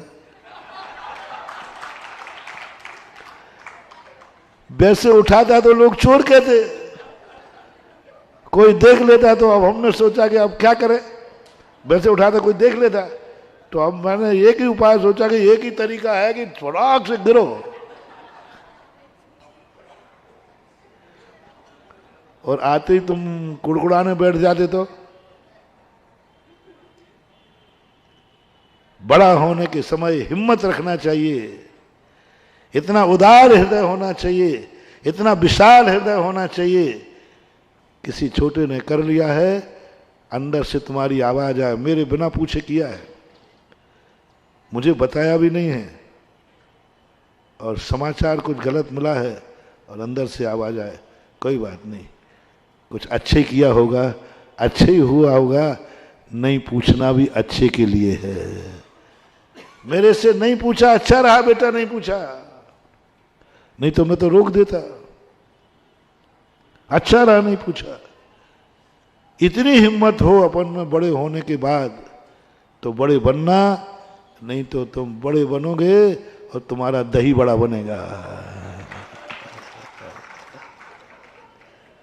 दही बड़ा कैसे, अपन क्लेश में बने रहेंगे, कोई मेरी बात नहीं मान रहा है, कोई ये नहीं कर रहा है, और अपन क्लेश कर करके मर जाएंगे, मान कसाई बढ़ती जाएगी हर बार में, क्योंकि बड़ा होने के बाद मान कसाई ज्यादा आती है, और मान कसाई करते करते मरकर हाथी और हो जाएंगे, खत्म हो गए, वरना इतनी बड़ी सूंड होगी फिर वो नाक के लिए मर रहे।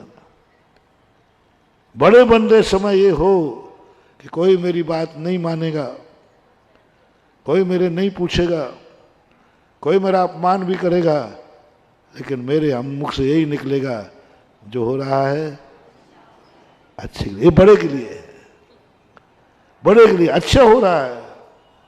एक ही आवाज है, पारसनाथ पर कमट पत्थर बरसा रहा है, पारसनाथ कहते अच्छे के लिए कर रहा है।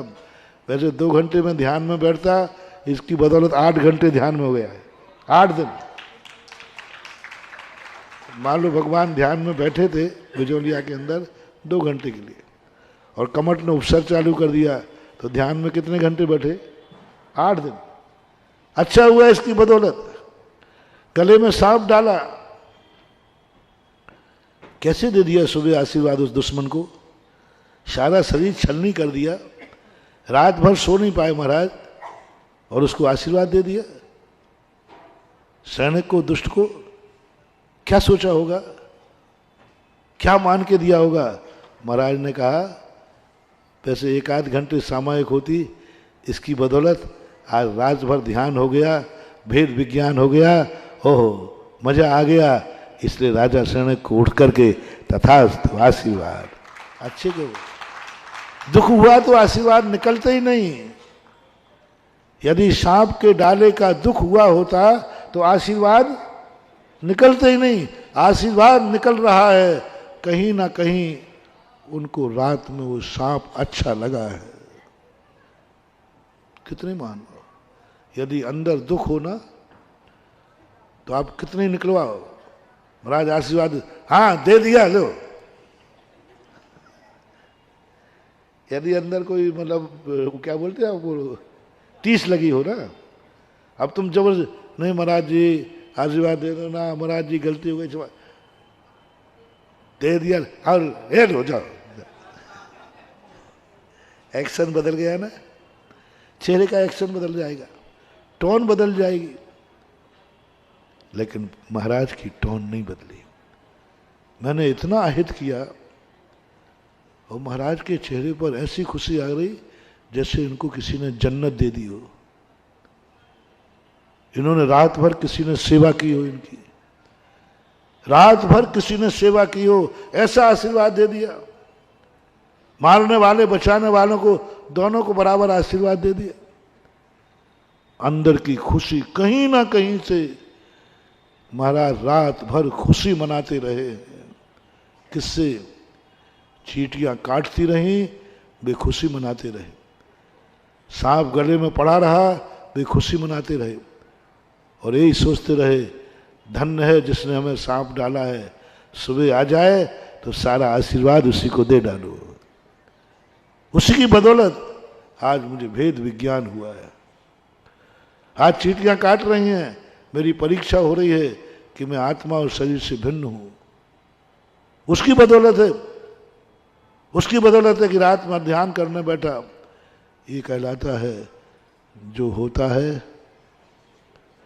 यदि ऐसा सूत्र तुम कर सको तो बड़े बनना, और वही बड़ा है जो इस सूत्र को अपनी जिंदगी में ले लेता है, वही बड़ा है, बाकी सब दही बड़ा है।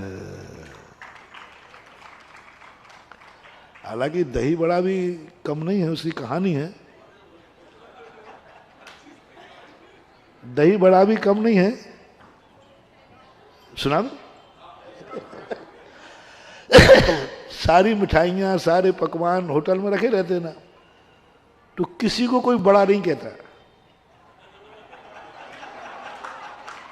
बड़ी बड़ी मिठाइयां हैं, इमरती रखी, सब बड़ी बड़ी महंगी है, दही बड़े से महंगी है, पर उनको कोई बड़ा, तो सब में ईर्षा हो गई मिठाइयों में, और सब दही बड़े से पूछे कि तेरे में ऐसा क्या गुण है? तो जो देखो वही बड़ा कहता है। और हम लोग महंगे हैं, सब कुछ है, लेकिन कोई बड़ा नहीं कहता। तो दही बड़ा कहता है सुनिए साहब, ये साधना की बात है, ये तपस्या की बात है।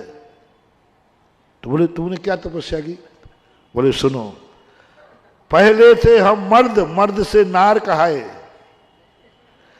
कर गंगा स्नान जटा सब दूर बहाए। दही बड़ा कैसे बनता है? उड़द उड़द होता ना, उड़द, तो उड़द उड़द, उड़द का बोलते, उड़द यानी पुरुष, संस्कृत। पहले थे हम मर्द, फिर बनी दाल, तो दाल स्त्रीलिंग है। पहले थे हम मर्द, मर्द से नार का है, दाल बनी में। फिर मुझे पानी में डाल करके फुलोया गया, वो जटा जो ऊपर के थे ना, छिकला, कर गंगा स्नान जटा सब दूर बहाए। इतना ही नहीं, अभी इतने में काम नहीं चलेगा, फिर पूरा दोहा है, वो दोहा याद नहीं आ रहा। फिर सिलबट्टा पर रख करके मुझे असली पसली सब एक की, फिटी फिटी, उसको दाल को क्या करते हैं, पहले तो वैसे उसको होता था,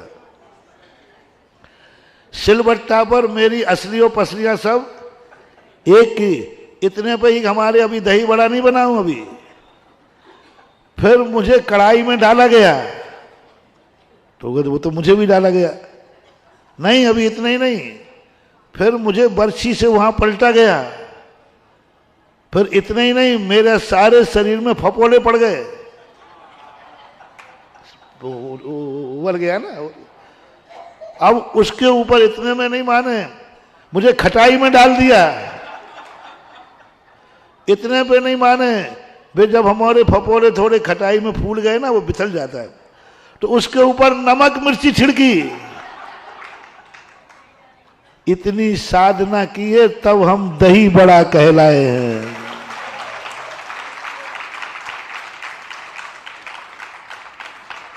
हालांकि दही बढ़ने में मेहनत तो है, लेकिन बड़ा में और दही बड़ा में अपन बड़े बने, बड़े बनने का ख्वाब करें, सबको होता है, इसकी कोई मनाही नहीं है। लेकिन उसकी साधना का जो सूत्र है,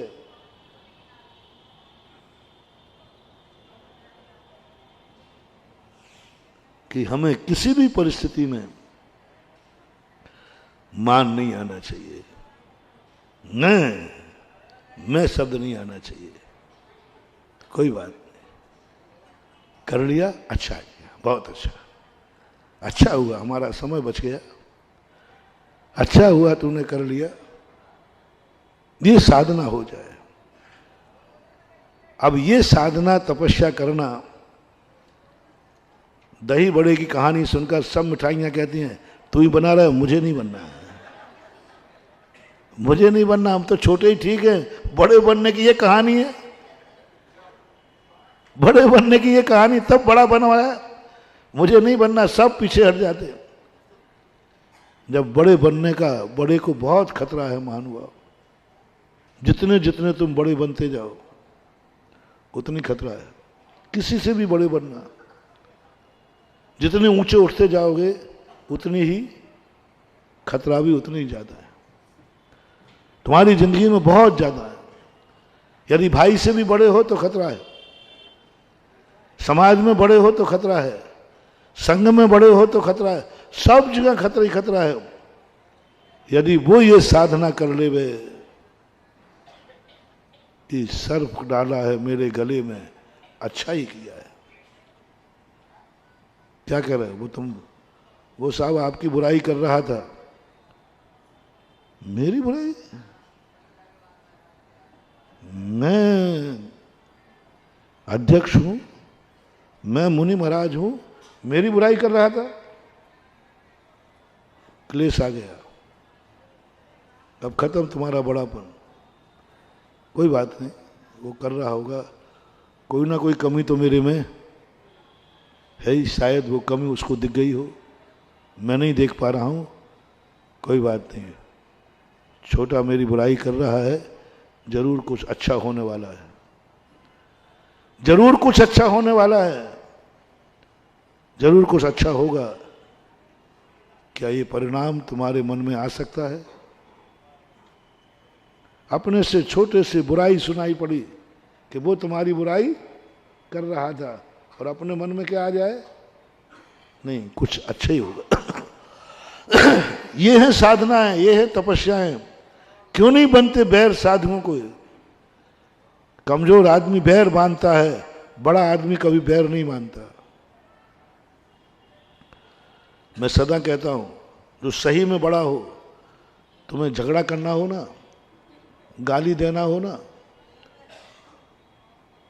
तो कभी छोटों से झगड़ा मत करना, अपने कमजोर पर क्रोध मत करना, ये बहुत खतरनाक हैं, ये इतने खतरनाक हैं कि आज तो चुप बैठ जाएंगे, अंदर गांठ बांधेंगे, भवांतर तक नहीं छोड़ेंगे।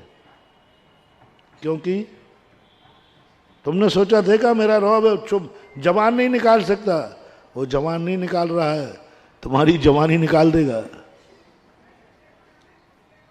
जो व्यक्ति तुम्हारे क्रोध को तुम्हारे सुनकर के शांत बैठ जाए, महानुभाव मत करना, मत करना। यदि क्रोध करना है, थप्पड़ भी मारना है, तो किसी बड़े को मारना, बड़े को निपटाना जम के। तुम्हें गुस्सा ही करना है, कुछ भी करना है, तो महाराज को चुनना। महाराज बैर भाव नहीं मानेगा, बैर नहीं बांधेगा, बल्कि वो अच्छा मानेगा, आक्रोश परिसय सहन करो, और एक गाली और दे, बैर भाव नहीं बनेगा। दूसरा, यदि सामान्य सही बड़ा है, तुम उसको एक थप्पड़ मारोगे, वो तुम्हारे दांत हाथ में निकाल देगा, निपट गया ही। बड़ा आदमी ज्यादा बैर भाव नहीं बांधता। क्यों बांधेगा? बड़ा है, क्यों सोचेगा? तुमने एक गाली दी, उसने एक झापड़ मार दिया, खत्म, वहीं निपट गया। लेकिन कमजोर को झापड़ मारने पर वो बैर साधता है। एक रसोइये को चक्रवर्ती ने लात मार दी, भवांतर में जाकर चक्रवर्ती पद पर बैर को भी नमोकार मंत्र पर पैर रखवा करके 7 नरक भेज दिया। यदि नौकर ने चक्रवर्ती को पैर मारा होता, लात मारी होती, तो चक्रवर्ती क्या करता बोलो? कमजोर ने चक्रवर्ती को लात मार दी तो चक्रवर्ती क्या करता? अधिक से अधिक पैर कटवा देता, फांसी लगा देता, इससे ज्यादा कुछ नहीं कर सकता, जेल में डलवा देता। लेकिन चक्रवर्ती ने नौकर को लात मारी, ओहो, उसने ऐसा खतरनाक खेल खेला, चुपचाप रह गया, मर गया, सहन कर लिया, अंदर गांठ बांध लिया, नमोकार मंत्र पर पैर रखवा दिया और सीधा 7 नरक भेजा, 33 सागर को। कमजोर को कभी ताड़ना नहीं देना। सुकौशल ने अपनी नारी भाभी को लात मारी थी, कुछ नहीं बोल पाई बेचारी, क्योंकि अबला थी, नारी थी। नारियों पे कभी अपना दाव मत दिखाना, ये सबसे ज्यादा बैर बांधती है, सामने नहीं बोलेगी। और भाभी ने बैर बांध लिया। जब मुनि महाराज बने सुकौशल, सुकमाल मुनिराज बने, वो भाभी बनकर के श्यालनी बनी और मुनिराज को देखकर जाति स्मरण होता है, अच्छा देवर जी, उस समय तुम बलवान थे, तुम राजकुमार थे, हम अबला थे, नारी थे, अब तुम महाराज हो। पीऊंगी खून नस नस का, लूंगी बदला पूर्व होगा। अब उसने सुकमाल महाराज को सीधा बार नहीं किया, पैर से खाया, दुख देना था ना, पैर से तड़फा तड़फा के मारूंगी, और पैर से अंगूठे से खाना शुरू किया उसने, और फिर खाते खाते 3 दिन में पूरा भक्षण कर पाई। इसलिए अपने कमजोर पर कभी भी बैर मत दिखाना, दिखाना हो तो अपने से बलजोर पर दिखाना, वो वहीं की वहीं निपटा देता। ये बड़ों का गुण होना चाहिए, और बड़ों के अंदर ये क्षमता होना चाहिए, क्षमा बड़न को चाहिए, छोटन को उत्पाद, कहा कछु हरि को गयो, जो भृगु मारी लात। एक कहानी आती है, कबीर की पंक्ति है कि एक बार एक ऋषि, भगवान बड़े हैं कि ऋषि? भगवान बड़े। ऋषि को एक दिन गुस्सा आ गया तो उन्होंने हरि में एक लात मार दी। हरि यानी इंद्र भी होता है, जो शक्तिमान होता है, लात मार दी, सारा ब्रह्मांड कांप गया। अरे इन्होंने क्या कर दिया, भगवान को लात मार दी, हरि को लात मार दी, ये क्या किया इसने? अब प्रलय मच जाएगा, प्रलय मच जाएगा, सारी दुनिया उथल पुथल हो जाएगी, भगवान अपना सुदर्शन चक्र उठा लेंगे। ओह, उधर तो उल्टा हो गया। हरि क्या करते हैं? महाराज का पैर फैलाते हैं, महाराज जी कहीं चोट तो नहीं आ गई? क्योंकि सीने में हड्डियां ज्यादा हैं और आपका पैर बहुत मुलायम है, कहीं हड्डियों की चोट तो नहीं आ गई? ब्रह्मांड फिर कांप गया। एक कमजोर आदमी के सामने बलजोर आदमी क्षमा मांग रहा है। मांगना चाहिए इसको कि आपको चोट तो नहीं आई। जिसने लात खाई वो कह रहा है कहीं आपको चोट तो नहीं आई। कहा कछु हरि को गयो, जो भृगु मारी लात। भृगु ने लात मार दी, क्या गया? कुछ नहीं बिगड़ सकता। और वो सूत्र जो है, ये सूत्र सबसे बड़े आदमियों के लिए। कौन सा सूत्र? जो हुआ, जो हो रहा है, जो होगा वो अच्छा ही होगा। अब आज इस दिवाली पर धनतेरस के एक दिन पहले कौन बड़ा बनना चाहता है? बड़ा बनने का सूत्र, हिम्मत कर लो। देखो बहुत बड़ा, संसार का सबसे बड़ा आदमी जिसको हर परिस्थिति में एक ही सूत्र है, जो हो रहा है अच्छा हो रहा है। शायद साधना करो, 100 नंबर नहीं, मेरठ में आ जाना, मेरठ में नहीं फर्स्ट में आ जाना, फर्स्ट में नहीं सेकंड में आ जाना, सेकंड में नहीं थर्ड में आ जाना, इतना भी नहीं हो तो 10 नंबर हम दे देंगे, 23 में आ जाना। अपन सब सोचें इसको। अब 23 से कम मत लाना, क्योंकि फिर कम से कम 23 से कम नहीं आना। और यदि ये सूत्र अपनी जिंदगी में आ गया, जो आज मंगलाचरण हुआ है, तो फिर आगे उपदेश की जरूरत नहीं पड़ेगी। फिर भी इसी सूत्र को सिद्ध करने के लिए अपन कुछ समझेंगे, हम कुछ समझाएंगे, बनाएंगे तो वातावरण वही। मुंह से तो एक दिन, अब ये तो हो गया सर्वव्यापक, एक वो जब तुम कहोगे महाराज जी मैं सब अच्छा अच्छा होगा तो अच्छा कहेंगे और बुरा होगा तो बुरा कहेंगे। अच्छा हो, कांटा लगेगा तो बुरा है, फूल आएंगे तो अच्छा होगा तो अच्छा, बुरा होगा तो बुरा। तुम्हारी इसमें सहमति ज्यादा आएगी। बुरा होगा तो बुरा होगा तो लो। अब मैं दूसरा उपाय तुम बताऊंगा, ऐसी साधना बताऊंगा कि जिससे तुम्हारा कभी बुरा होगा ही नहीं। अब 2 में से एक चुनना है। उपसंहार समय हो गया है। मोटिवेशन, बुरा हो या अच्छा हो, मुझे सब अच्छा है। एक बार बुरा होगा ही नहीं, सब अच्छा ही अच्छा होगा, बुरा होगा ही नहीं, तब तुम्हें इन दोनों में से श्रेष्ठ क्या है? तुम्हारी जिंदगी में कभी बुरा आवे ही नहीं, संकट आवे ही नहीं, कांटा लगे ही नहीं, गाली देवे ही नहीं, सब हाथ जोड़ के खड़े रहे तुम्हारे सामने। एक वो मार्ग है और एक मार्ग वो है, बुरा आए तो आए, कोई फर्क नहीं पड़ता, मैं बुरा मानूंगा ही नहीं। समझ गए ना? बुरा आए तो आए, मैं बुरा, इन दोनों में से कौन सा आशीर्वाद कल दूंगा? पहले से कहा मैं तैयारी करके आऊंगा, हालांकि मेरी तैयारी होती नहीं है। दोनों में से कौन सा अच्छा लग रहा है? मैं तो पहले नंबर का फॉर्म भर रहा हूं। मैं तो वही साधना, मेरा तो शौक ही कुछ अलग ही है, मेरे शौक ही कुछ अलग है।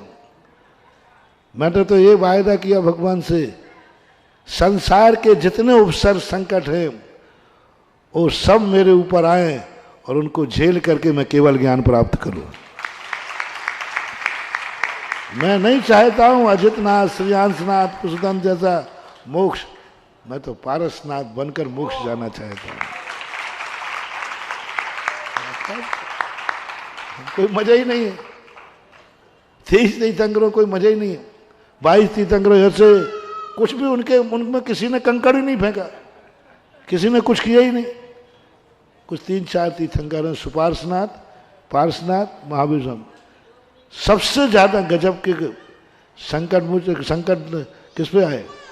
बस मेरा तो मन है कि भगवान यदि मोक्ष मिले तो पहले मुझे, ये शौक है, अपना अपना शौक है। मैं तो साधना करूं तो ऐसी करूं सारे संकट आए और संकटों के बीच में से निकल करके और मोक्ष को प्राप्त करूं, ये मेरा है। जिनको मेरे साथ चलना हो,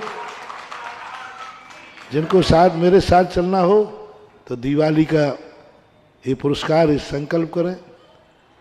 और जो ये नहीं चल सकते, महाराज जी मुझे तो ऐसा करो मेरी जिंदगी में बुरा हो ही नहीं।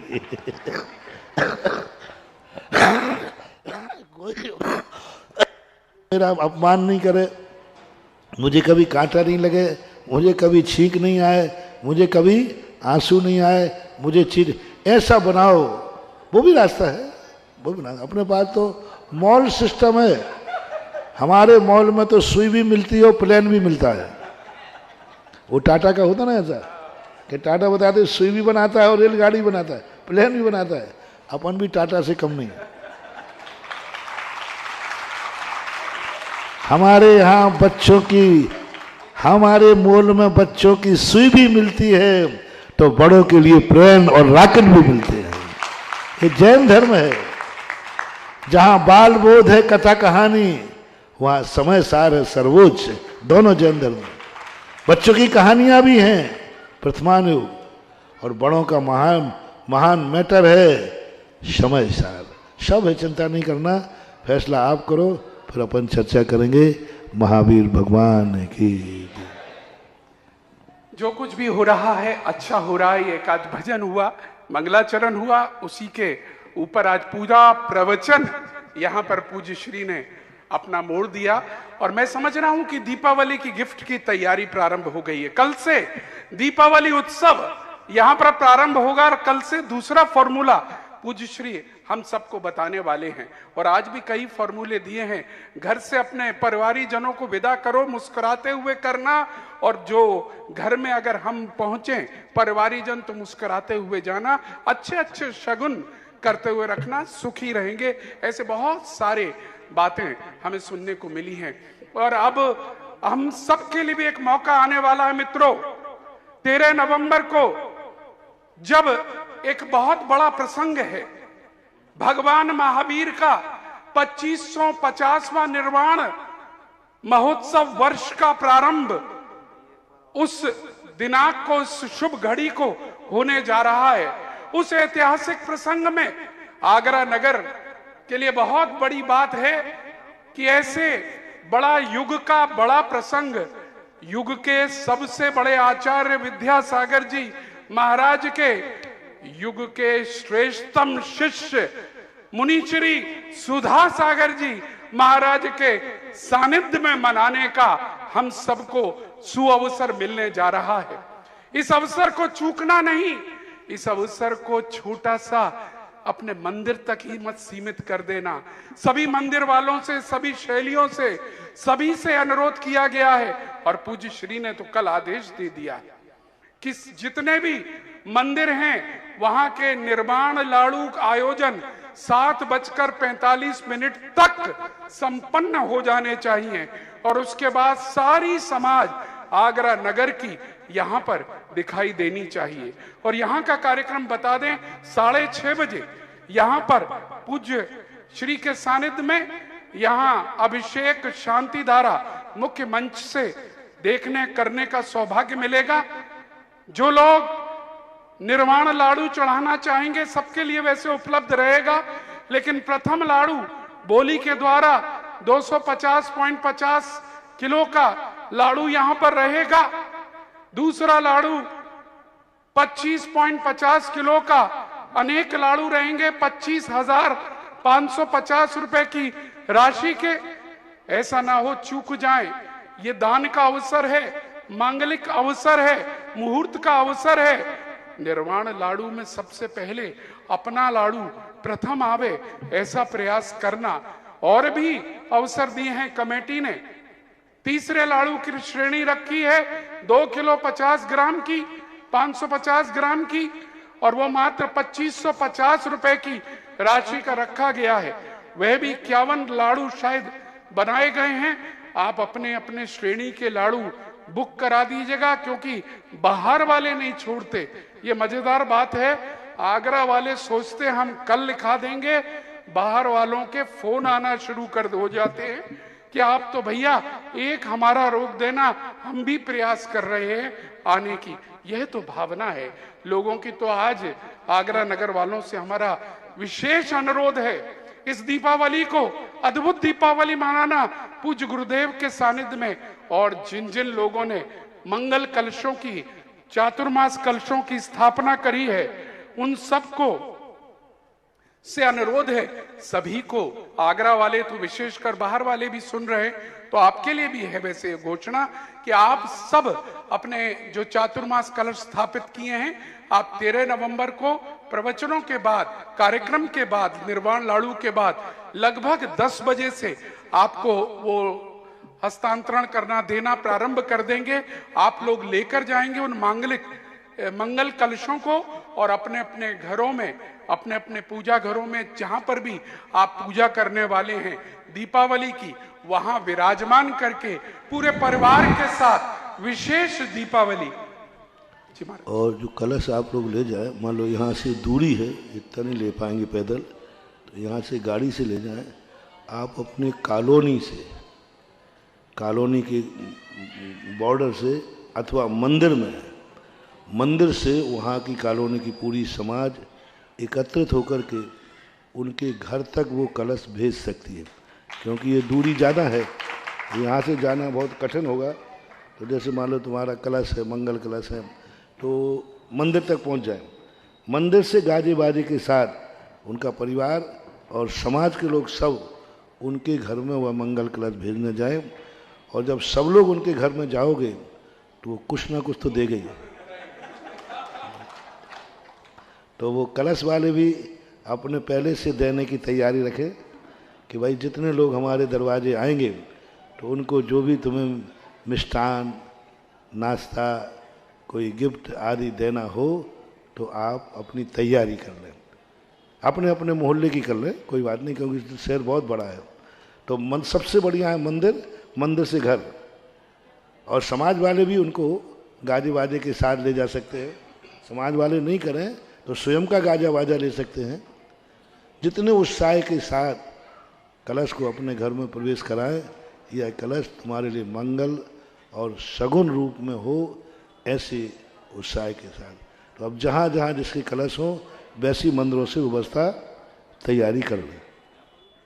और महाराज जी, जैसा कमेटी हमें बता रही है, यहाँ भी बैंड बाजे, मंगल ध्वनि पूरी बजती रहेंगी। सबको बहुत धूमधाम से यहाँ से विदा किया जाएगा। इस आयोजन में पूरा आगरा नगर और बाहर के जितने भी लोग आ सकते हैं, सूचनाएं मिल रही हैं हम पर, बाहर के लोग भी आ रहे हैं, सब आइएगा और सबका स्वागत विदाई उसी तरह से करेगी। और लेकिन हमारी अन्नपूर्णा समिति, महाराज जी की अन्नपूर्णा समिति एक बात जरूर कह रही है, कलश लाना लेके जाना, लेकिन हमारी अन्नपूर्णा रसोईशाला, भोजनशाला में भोजन करके जाना, ऐसे मत जाना। और यहाँ पर एक घोषणा है हमारे बीच। कलश के समय, कलश जब आपके घर में प्रवेश हुए तो दरवाजे पर कोई शगुन जरूर करना। महिलाओं से कहना है रंगोली, कोई चौक आदि आप लोग पूछते ना, कोई रंगोली कर लेना और एक दीप की आरती उतार करके उस कलश की नजराना बोलते हैं करके, और पुष्प रखना अपने, पुष्प होते ना, और पुष्पों को मंगलम भवतु मंगलम कहते, ये कहते हुए घर में, तो पहले घर की महिलाएं दरवाजे पे खड़े हो जाएंगी, कलश जाएगा तो वो कुछ महिलाएं कलश लिए रहेंगी, कुछ दरवाजे पे खड़े होकर के उनका वेलकम मांगलिक करेंगे ऐसा। तो कोई रंगोली वगैरह जरूर शुभ संकेत वहाँ कर लेना, यानी गेट को थोड़ा सजा लेना। बहुत सुंदर। और रही बात राशि की, कल संध्या काल को बोला गया था, जिन्होंने अपनी राशि जमा कर दी है, बहुत अच्छी बात है, अति उत्तम है। प्रयास करें कि हम अपने कलशों की राशि पूरी जमा करा दें। रसीद अपनी साथ में लाएं, कार्यालय में ओके कराएं, एक टोकन दिया जाएगा, वो टोकन देखकर आपको हम दिलवाते चले जाएंगे कलश। लेकिन किंचित मात्रा में हम अभी नहीं दे पा रहे हैं, तो एक संकल्प पत्र महाराज जी ने कहा है, एक संकल्प आपको लेना होगा, एक श्रीफल आपको लाना होगा, पूज्य श्री के सामने या भगवान के सामने अर्पण करना होगा, और संकल्प पत्र कार्यालय में देना होगा कि जितनी भी बैलेंस राशि रह गई है वो कब तक हम दे पाएंगे, वो लिखकर कार्यालय में आपको लेना होगा, तभी वो एक टोकन देंगे, तब आपको वहां से मिलेगा। लेकिन प्रयास कीजिएगा हर घर में ये मांगलिक कलश पहुंच जाए। लेकिन एक बात का प्रयास और करिएगा, 2 दिन शेष हैं, अगर आपने अभी तक ये मांगलिक कलश, भक्ति कलश, कोई सा भी कलश स्थापित नहीं किया है तो आ जाइएगा, 2 दिन का मौका है, स्थापित कर दीजिएगा। क्योंकि ये बात देवताओं का ये पूरा कार्यक्रम हुआ है, मैं बार बार कह रहा हूं, ये कार्य देवता कर रहे हैं, हम नहीं कर रहे हैं, और इसका पुण्य आप भी हो जाए। एकमात्र 1,11,000 का वो कलश नहीं है, आपने जीवन भर का पुण्य आपने ले लिया कि हमने भी वो आगरा नगर में, और ये हर साल करते रहें हम। ये भावना मैं तो भाना चाहूंगा कि जहां भी रहें पूज्य श्री, हमारे ये एक भावना पहुंचती रहे कि हमारी तरफ से एक दिन का योगदान तो हमने भी किया था, तो 2 दिन बाकी हैं। अगर आप में से किसी ने अभी तक कलश स्थापित नहीं किया है तो 2 दिन और हैं, कर ले, और 13 तारीख को वापस ले जाकर घर पर जब आप पूजन करें तब उसका आनंद देखिएगा। आपको क्या आएगा? घोषणा आई है हमारे मध्य स्मृति जैन, डॉटर ऑफ पंकज जैन के टेम्पल डे पर खानिया धाना के 2 बच्चों को गोद लेने की घोषणा की गई है। बहुत बहुत साधुवाद पंकज भाई, जरा आकर एक बार श्रीफल परिवार के साथ आए। नीरज जी, पूरे परिवार को लेकर आइएगा। इतनी धीरे से आप मुझे ये सूचना दे रहे हैं, ये तो बैंड बाजे के साथ देना चाहिए। बेटी का टेम्पल डे है, आ जाइएगा और सामने आकर यहाँ पर करिएगा। देखिए यहाँ पर आगरा के नाम भी आना शुरू हो गए हैं हमारे पास।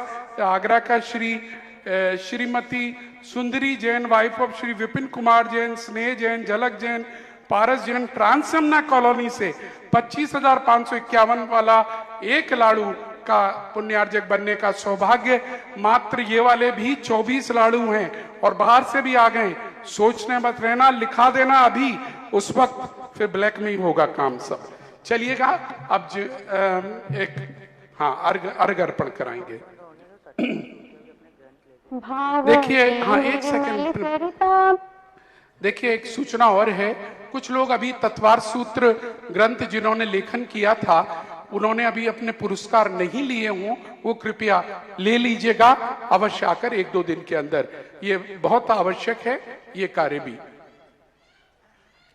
भावों की निर्मल सरिता में अवगाहन करने आया हूँ, मेरा सारा दुख दर्द हरो यह अर्घ भेंटने लाया हूँ।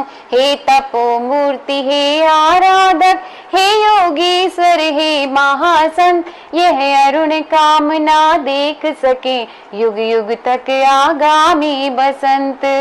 ओम ओम से 108 आचार्य श्री विद्यासागर जी मुनीन्द्राय अनर्पत प्राप्ताय अर्घम निर्वपामीति स्वाहा।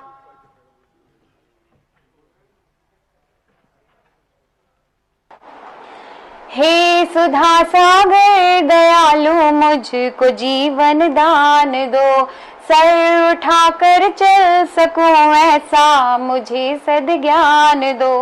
आ सकूं तेरे निकट ऐसा सरल सोपान दो, शीघ्र तर जाओ बहुदद यह मुझे वरदान दो। नाम ही जपता रहूं जीवन तराने के लिए, भेंट मैं कुछ भी नहीं लाया चढ़ाने के लिए, भेंट मैं कुछ भी नहीं लाया चढ़ाने के लिए। ओम ब्राह्म ओम श्री सुधा सागर जी मुनीन्द्राय अनर्पत प्राप्ताय अर्घम निर्वपामीति स्वाहा। जिनवाणी स्तुति। श्री जिनवाणी जग कल्याणी, जग जन मद तम मोह हरि, जन मन हारी गण हर हारी, जम जरा भव रोग हरि। तिथराणम दिव्य जोड़िम जो पढ़ई सुनई मैया धारई, प्राणम सुख मरणतम धरिया, सासद मोख पदम पावई, सासद मोख पदम पावई।